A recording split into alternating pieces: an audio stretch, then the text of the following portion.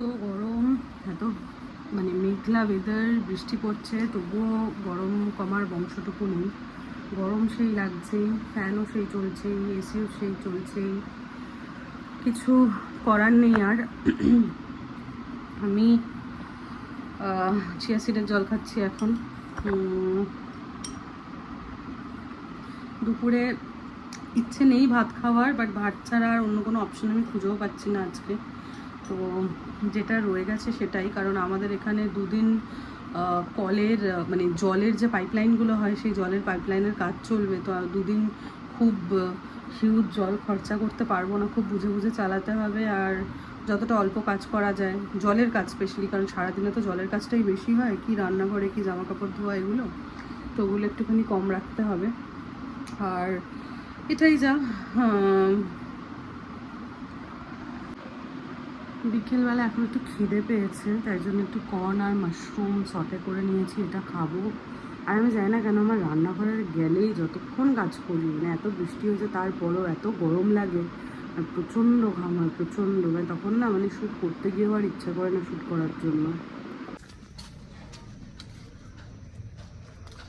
আর এদিকে বেলা বেড়েছে, কি করব বুঝতে পারছিলাম না, তাই জন্য একটুখানি আমি আমার যে জলটা খাই গুলে রাখা সেটা খাচ্ছিলাম। এটা বেসিক্যালি একটা গ্লুটাথিয়ন ওয়াটার, যেটা আমি এখানে খাচ্ছি। পরে তোমাদের সাথে কোনো সময় অন্য সময় আর কি এটা শেয়ার করব, কারণ আজকে খেয়ে দিয়ে একটুখানি টিভি দেখে, যেহেতু অনেক সকালে উঠেছি, তারপর আবার বেরোনোও রয়েছে। দেখতে শুরু করেছে হচ্ছে লেজেন্ডস অফ হনুমান, নতুন এপিসোডগুলো বেরিয়েছে, আমার দেখাই হয়নি আর। তো দেখবো, আমার খুব ভালো লাগে কার্টুন বা অ্যানিমেটেড ক্যারেক্টারের কোনো কিছু দেখতে। এখন একটু এটা দেখবো। এটা 4টে এপিসোড দেখেছিলাম, এবার বাকিটা দেখবো। 4টে সিজন, সরি। জামাইকে নিজে কিনতে হয়। ঠিক আছে, তুমি তো চুজ করে দিয়েছো, আমি তো চুজ করে দিয়েছি। তুমি চুজ করো, হ্যাঁ, চুজ করো তো। চুজ করে দিয়েছি। আর এদিকে একটু কেকের গান শুনছিলাম। আমরা যারা 90 দশকের, আমরা হয়তো সবাই জানি যে কেকের গান আমাদের কাছে কতটা মূল্যবান বা সেই ভ্যালুটা ম্যাটার করে।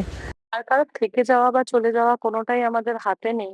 তবে হ্যাঁ, খারাপ লাগা বা মন খারাপ হওয়া এটা তো আহ কিছু করার নেই, এটাতে মনেরও কন্ট্রোল নেই। খারাপ লাগাটা তো থেকেই যায়, কারণ আমরা ছোটবেলা থেকে যখন কোনো মানুষকেও চিনে থাকি, যখন সে চলে যায় তখন তার জন্যও মন খারাপ হয়। আর এখানে তো ইমোশন জড়িয়ে, কারণ যেহেতু এত গান আমরা শুনেছি, বড় হয়ে উঠেছি এইসব গান শুনে। আর হঠাৎ করে যখন কোনো মানুষ কর্পূরের মতন উড়ে যায় তখন সেটা খারাপ লাগে। সেটা যে কোনো মানুষের ক্ষেত্রে হতে পারে। তার পরিবার পরিজনের জন্য সেই জিনিসটা খুব কষ্টকর। তারা কিভাবে জিনিসটা থেকে কোপ আপ করে সেটা একমাত্র তারাই জানে। আমরা হয়তো কষ্ট পাই বা খারাপ লাগে, আমরা কোনোদিনও ওই জিনিসটা বুঝতে পারবো না যেটা আসলে তাদের মনে চলছে বা যেই জিনিসটার মধ্যে দিয়ে তারা যাচ্ছে। এটাই আর কি, মানে খারাপ লাগা তো তৈরিই থাকে। আর বড় হয়ে উঠতে উঠতে এরকম প্রচুর মানুষ আছে যাদেরকে হারিয়েছি।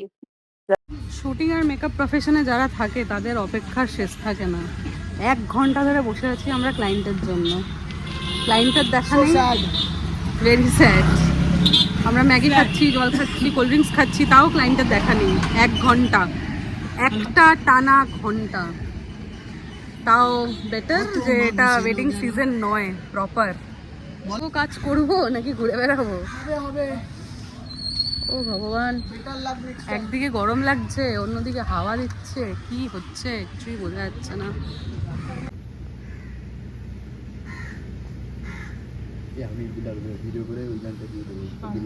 জীবন, আমাদের শ্যুট শুরু হওয়ার কথা ছিল সকালবেলা 5টা থেকে, জার্নি স্টার্ট হওয়ার কথা ছিল, সেটা পরে হলো 11টা। তারপরে আলটিমেটলি শ্যুট শুরু হলো হচ্ছে 3টের সময়।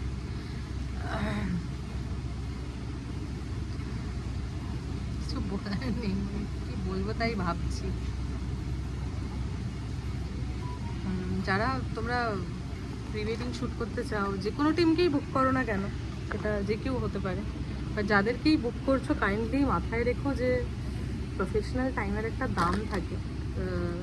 বা প্রফেশনাল হোক বা না হোক, সময়ের নিজস্বই একটা দাম রয়েছে। এসে বসে থেকে তারপর যখন অত ঘন্টা বসে থাকতে হয়, তারপরে যখন অত লেটে কাজ শুরু হয়, তখন আর কাজের ইনপুটটা থাকে না। এটা একটা বড় সমস্যা, স্পেশালি যারা ক্রিয়েটিভ কাজ করে তাদের জন্য তো এটা একটা ভীষণই সমস্যার বিষয়, কারণ তাদের এনার্জি কোথাও না কোথাও ড্র্যাগ হয়ে যায়। তো এটাই যে পরবর্তী সময়ে যখন কোনো ক্রিয়েটিভ মানুষের সাথে কাজ করার হবে, কারণ এই কাজগুলো তো ক্রিয়েটিভ কাজ, এগুলো মাল মেটেরিয়ালসের কাজ নয় যে আজকে হলো না কালকে করে দিলাম বা ব্যাপারটা ওরকম। তো এটার জন্য একটা এনার্জি, মুড সব কিছুরই দরকার লাগে। তো অতক্ষণ ধরে বসে থাকার পর তারপর আর কারোরই এনার্জি থাকে না।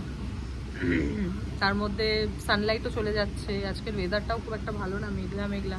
এখন তবুও একটু আলো উঠেছে, বাট এই আলোটা তো সীমিত, কারণ একটু পরেই অন্ধকার নেমে আসবে।